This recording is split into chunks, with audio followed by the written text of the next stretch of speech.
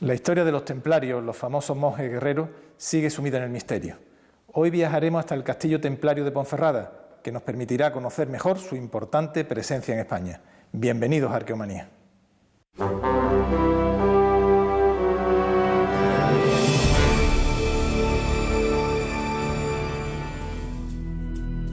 La España medieval es un puzzle de credos, señores feudales, orientalismos y reinos emergentes. El mapa de la península fluctúa a golpe de espada y tratado. El mundo cristiano mira al musulmán como referente cultural y como enemigo que a veces no lo es tanto. El pueblo judío sobrevive entre líneas con brillantes aportaciones y leyendas sombrías que propalan los inquisidores. Había más judíos en España que en Palestina. Gran parte de la península se convierte en territorio de frontera. Abunda la tierra de nadie, el espacio del peligro. Gentes que vienen y van, que comercian y cultivan en una línea roja de fuego. Hay caminos peligrosos para peregrinos que con fervor se dirigen a Compostela. En esta amalgama llega la época de las cruzadas. Jerusalén, Tierra Santa, la voluntad de Dios contra un Alá grande. En España, que todavía no lo es, sucede algo parecido. El musulmán y el cristiano se disputan los territorios. Cada uno tiene sus razones, sus linajes y sus poderes. Todos se consideran legítimos propietarios de este jardín de las Hespérides. El medievo es también caldo de cultivo de heterodoxias y de intercambios culturales. Los andalusíes son el faro de la cultura. Desde Europa entera se les contempla con admiración. Se traducen sus obras en las escuelas de traductores. Los monasterios se convierten en talleres de iluminación. Los grandes libros de los beatos se copian pacientemente. Los amanuenses trabajan al son de cantos gregorianos y de toques de arrebato. Se están construyendo las lenguas de hoy y salvando las del ayer. En esta aceleración histórica, en este tiempo de incógnitas, en esta orilla de todas las antigüedades, en esta era de profundos cambios, nace la Orden del Temple. Porque la Orden del Temple, más allá de los esoterismos, tuvo una existencia cierta. Pero, ¿dejaron los templarios vestigios materiales en España? ¿Puede la arqueología decirnos algo de ellos? Muy cerca del Monte de las Ánimas, escenario de la leyenda de Bécquer, en la que los esqueletos de los templarios se levantan para batallar todas las noches del Día de los Difuntos, en la conocida como Curva de la Ballesta, se erige sobre un viejo eremitorio la iglesia de San Saturio. El enclave, a orillas de un Duero que siempre será ya machadiano, es un prólogo templario de Soria. Soria es el secreto mejor guardado de España, tierra a la que se retorna. Pero hay otro río en Soria que nos conduce a la realidad del Temple, el río Lobos.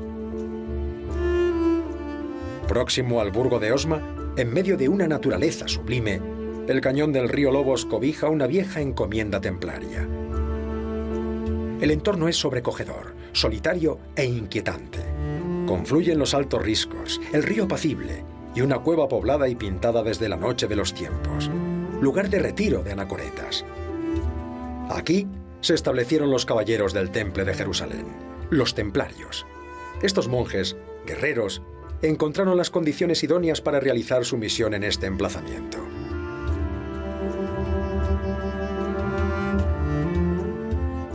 La iconografía del templo, dispersa por arquivoltas y ménsulas, da fe de su presencia. Este testigo de piedra es un vestigio, una prueba que habrá que contrastar en otros lugares.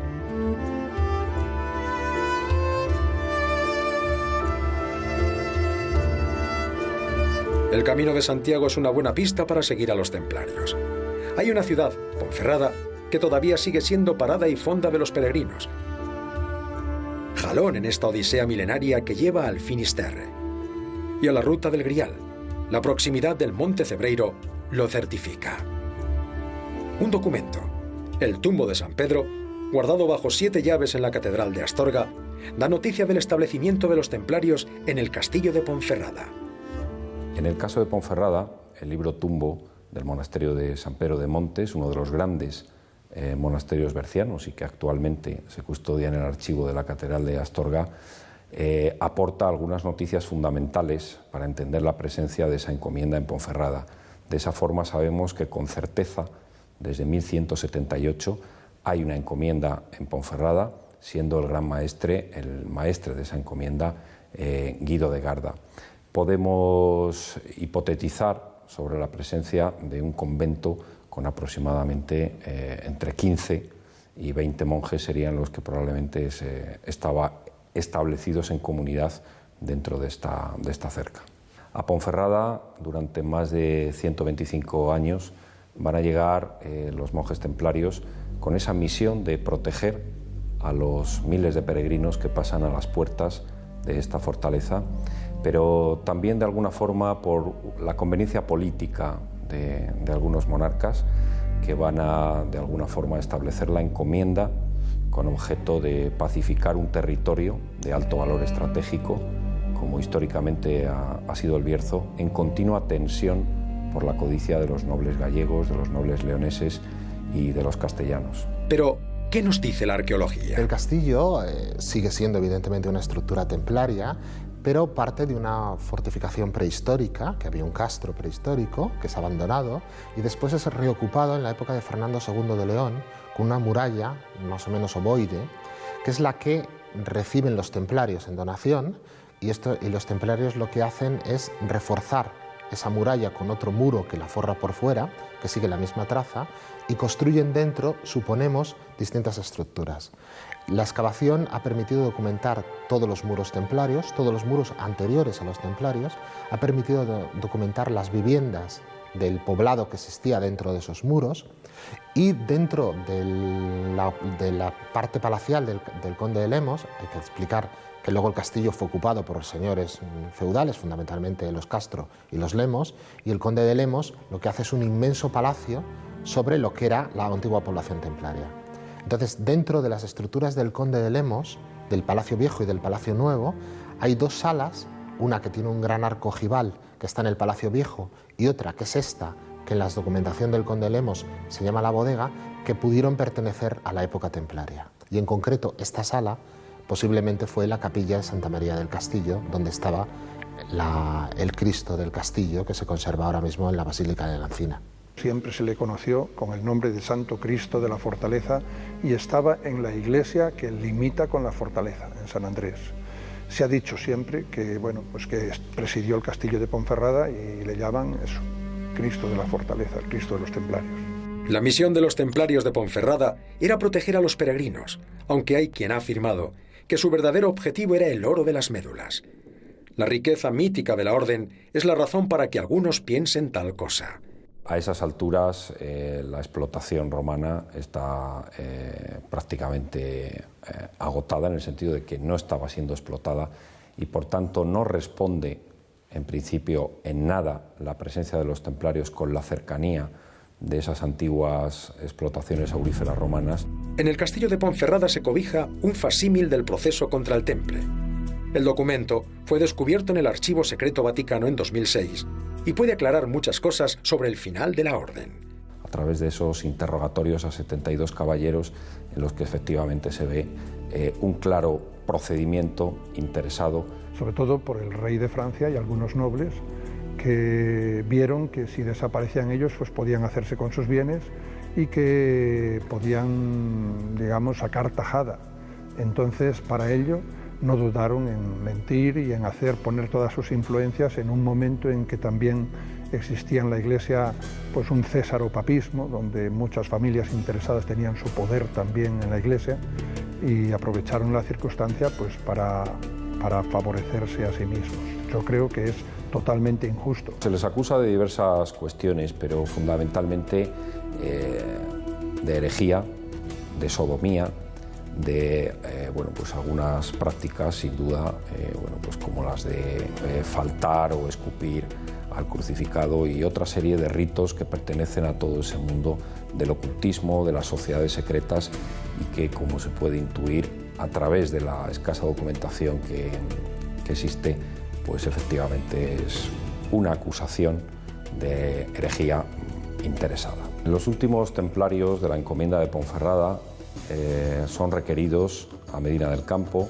Hay algunas noticias documentales sobre la incomparecencia de esos monjes ante esos tribunales, ante los que son llamados, pero sí que otras fuentes son bastante claras en cuanto a que en 1308 ya esos monjes de la encomienda de Ponferrada abandonan esta plaza. Los templarios de Ponferrada se dispersaron en otras órdenes militares. El castillo siguió ahí, pasando de señor en señor, hasta que el conde Lemos lo entregó a los reyes católicos por las armas.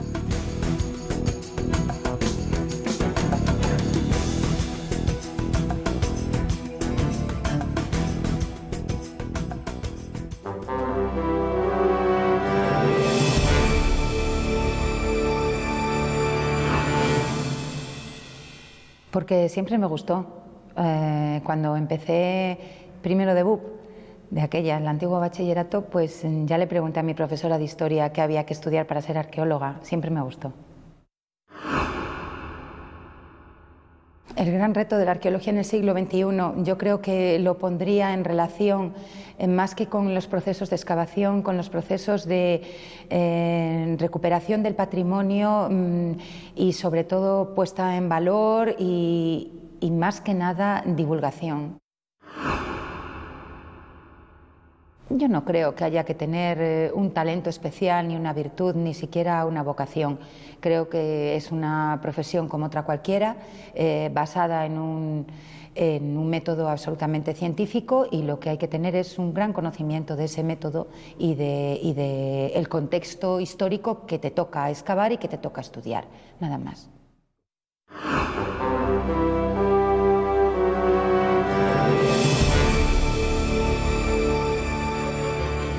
Hace más de 6.000 años nuestros antepasados decidieron retar a la naturaleza con unas formidables construcciones de piedra que aún causan asombro en nuestros días. Fueron lugares de culto, funerarios, lugares sagrados, aún queda mucho para averiguar. Hoy nos encontramos en el conjunto arqueológico de los Dólmenes de Antequera, uno de los grandes centros megalíticos de toda Europa. Al igual que la construcción de las catedrales góticas se extendió por toda Europa, las distintas sociedades neolíticas rindieron culto a sus antepasados con estas grandes construcciones megalíticas que rivalizaron entre sí. Las sociedades de finales del Neolítico y de principios del Cobre fueron más ricas y complejas que sus predecesoras y pudieron dedicar esfuerzos colectivos a estas grandes construcciones sagradas. Por fenómeno megalítico entendemos una práctica que en el viejo mundo, en Europa, surge en el Neolítico y que tiene que ver fundamentalmente con la conmemoración de determinados sitios, determinados lugares de especial significación. No obstante, el megalitismo es un fenómeno muy multidimensional y en él confluyen distintos aspectos de la sociedad.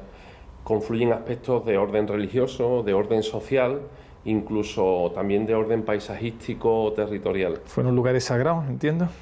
Ante todo, por supuesto, son lugares sagrados. Son lugares que se utilizan para conmemorar y recordar a los antepasados, a los ancestros, que en las sociedades ágrafas de la prehistoria tienen mucha importancia en la medida en que dan sujeción o fijación a la memoria de cada grupo humano. El megalitismo español se inserta en el megalitismo europeo, ¿no?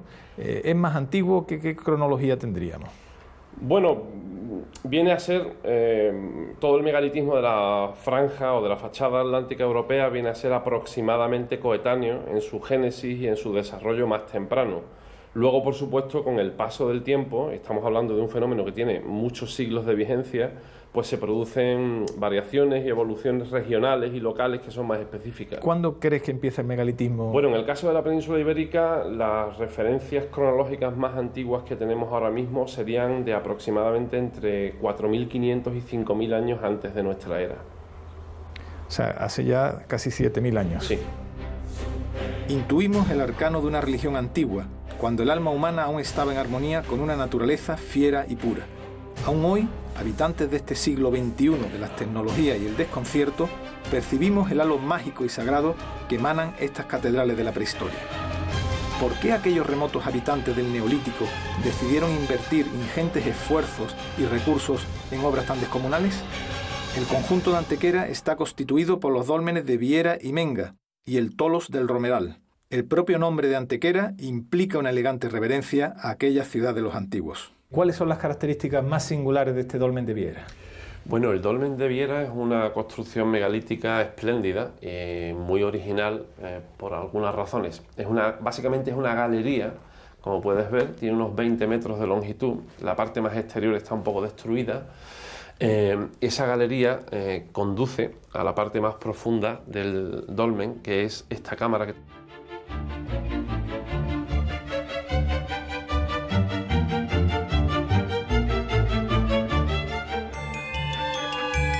Aunque es conocido como el dolmen del Romeral, está mucho mejor dicho el Tolos del Romeral. ¿Cuáles son las principales diferencias entre estas dos figuras de megalitos? Bueno, en efecto, la denominación, digamos, más popular es la de dolmen, pero es más correcto, más técnico, la denominación de tolos, que es un término que designa una construcción megalítica de corredor y cámara de planta circular, con una bóveda hecha con aproximación de hiladas, que digamos desde un punto de vista técnico es un pequeño gran avance arquitectónico que se produce en la prehistoria hacia la cúpula. Que el dolmen es más antiguo que el tolos. Correcto. La arquitectura dolménica precede en el tiempo a la de los toloi, porque la arquitectura dolménica se basa en dinteles. Menga resulta ante todo una construcción de una escala prácticamente desconocida. El tamaño de los bloques de piedra, la cantidad de ellos y la disposición que se hizo arquitectónica con los pilares, que son también un elemento constructivo muy original. Tengamos presente, por ejemplo, que la losa de cobertura del fondo de la cámara que tenemos aquí encima se ha estimado pesa unas 160 toneladas, solo una piedra. Todo el conjunto de los ortostatos y de las losas de cubrición del dolmen vienen a pesar aproximadamente entre 800 y 900 toneladas. Resulta difícil, ¿no? Increíble pensar el esfuerzo de trasladar estas piedras desde la cantera hasta el dolmen. Pues sí, es un esfuerzo notable, sobre todo teniendo en cuenta que en el periodo neolítico la tecnología que existe tanto para el trabajo de cantería de la piedra como para el transporte pues es bastante rudimentaria. La fama de la cueva de la Menga se extendió por el mundo entero. El romanticismo del XIX mitificó la figura del druida y los dólmenes, catedrales prehistóricas, atrajeron la imaginación de poetas y literatos. Menga es considerada como el más hermoso y perfecto de los dólmenes conocidos. Más de la mitad de los libros publicados sobre megalitismo en la Europa del siglo XIX versan sobre los dólmenes de Antequera, lo que atrajo a visitantes como Lady Louisa Tennyson, que nos dejó la primera referencia al profundo y misterioso pozo que horada la cámara del dolmen de Menga. Y en el relato que ella hace de su viaje, pues deja constancia de que aquí en Menga había presenciado un pozo de gran profundidad que estaba todavía abierto. O sea que sabemos entonces a través de ella que el primer excavador de Menga, que fue Rafael Mitjana, lo había encontrado y lo había dejado abierto, con lo cual luego se fue colmatando de forma gradual durante el siglo XIX. El dolmen de Menga se orienta hacia la Peña de los Enamorados, la montaña emblemática de la amplia vega de Antequera. Los dólmenes también fueron delicados observatorios astronómicos, bien como reverencia al dios Sol, o bien con fines prácticos para las faenas agrícolas y otras relacionadas con los ciclos solares. En el sur de la península ibérica, el 95% de los dólmenes se orientan a la salida del sol. En nuestro caso se cumple solamente en el caso del dolmen de Viera. En cambio, si miras para allá, ves que Menga está orientada exactamente a una montaña rocosa, a la peña. Y Romeral está orientado, es el dolmen que se orienta hacia la Sierra del Torcal, concretamente al Camorro de las Siete Meses. Por tanto, tenemos una orientación paisajística en este caso, un elemento, una montaña que se convierte también en referencia sagrada. Es la referencia de la orientación de Menga. Y me interesa mucho lo astronómico. ¿Un dolmen es de alguna forma un observatorio astronómico? En el solsticio de verano, el sol entra en Menga aproximadamente a las 7 de la mañana. Hay un rayo de luz que atraviesa el dolmen y llega a la cámara, ¿no? Luego es un momento completamente invierno, mágico. Sí, mágico. En invierno el sol entra en el dolmen de Romeral, aproximadamente sobre las 3 de la tarde. El conjunto fue un espacio sagrado que atraería en peregrinación a visitantes de comarcas lejanas. Lugar religioso y punto de encuentro de clanes y familias en sus grandes acontecimientos. ¿Quién sabe hasta dónde llegaría la influencia del conjunto de Menga, que puede aún albergar grandes sorpresas? En los estudios de campo que hemos estado realizando en los últimos años nos han mostrado que cerca de donde estamos ahora mismo, muy cerca del Romeral, en la Peña de los Enamorados, en la cara norte de esta montaña, que como ya vimos está muy conectada con el dolmen de Menga, hay una zona de actividad bastante interesante en la que hemos identificado un gran bloque de piedra, monolito, alrededor del cual un estudio que hicimos microespacial de los artefactos que estaban allí en superficie, pues nos dio una evidencia bastante clara de una actividad allí focalizada en torno a esta gran piedra. Y además se trata de un monolito que está justo delante de un abrigo con arte rupestre que está en la cara norte de la Peña de los Enamorados. Durante miles de años, los dólmenes nos comunicaron con el más allá espiritual de nuestros ancestros. Hoy quedan como testigos mudos de aquellos tiempos neolítico y del cobre en los que cimentamos la sociedad que hoy somos. El pasado y el presente se encuentran hoy.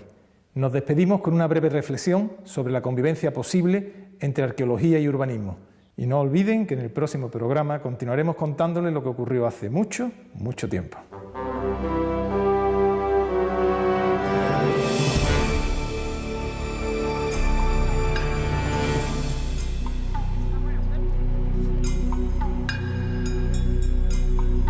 España es un país rico en restos arqueológicos, muy rico. Suena a lugar común, pero es cierto que en muchas ciudades, con solo meter una piqueta, aparece una antigüedad. Incluso fuera de las ciudades. Se intenta trazar una autovía y ahí aparece un yacimiento por sorpresa. Hay yacimientos bajo edificios oficiales, en fincas particulares y en el subsuelo de plazas públicas. El patrimonio arqueológico es fundamental, hay que protegerlo. El problema surge cuando hay que hacer una obra pública o privada y aparecen unos restos. Cada parte tiene sus intereses y sus puntos de vista. Existe una línea de tensión entre la salvaguarda del pasado y el progreso.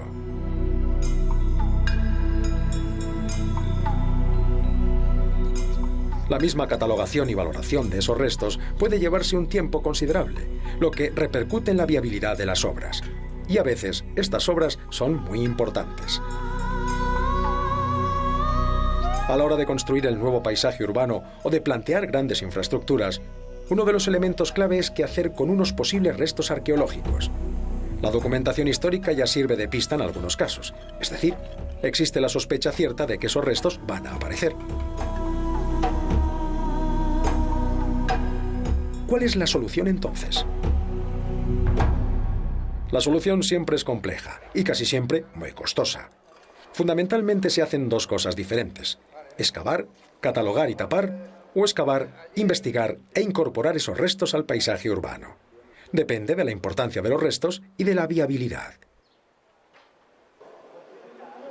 En nuestro país existen casos en los que los restos han debido de cubrirse tras su catalogación y casos en los que se han puesto en valor, es decir, se han hecho visibles y visitables. Incluso existen monumentos, como el Teatro Romano de Cartagena, que para su puesta en valor han requerido la demolición de un barrio completo. O el Castillo Templario de Ponferrada, que necesitó una gran intervención urbanística. En Ceuta, el Museo Arqueológico incorporó los restos de una importante basílica paleocristiana, tal y como sucedió con la necrópolis tardorromana y el Museo Provincial de Cartagena. En plena ciudad de Gavá, sus minas neolíticas únicas son visitables gracias a la construcción de un magnífico centro de interpretación. En Astorga, parte fundamental de su patrimonio romano, puede visitarse en los bajos de edificios particulares, o las viejas cloacas, que están en el subsuelo de un jardín y también pueden ser disfrutadas por los ciudadanos. En Lancia, cerca de León, se está planteando cambiar el trazado de una autovía porque el diseño original afectaba a la vieja ciudad Astur. La ampliación del Museo Arqueológico de Córdoba ha incorporado parte del Teatro Romano. Y en Sevilla, la céntrica Plaza de la Encarnación, con sus setas futuristas, alberga en el subsuelo parte del viejo foro. Son algunos ejemplos de integración, soluciones que se han dado en momentos y lugares concretos. No existe una única solución.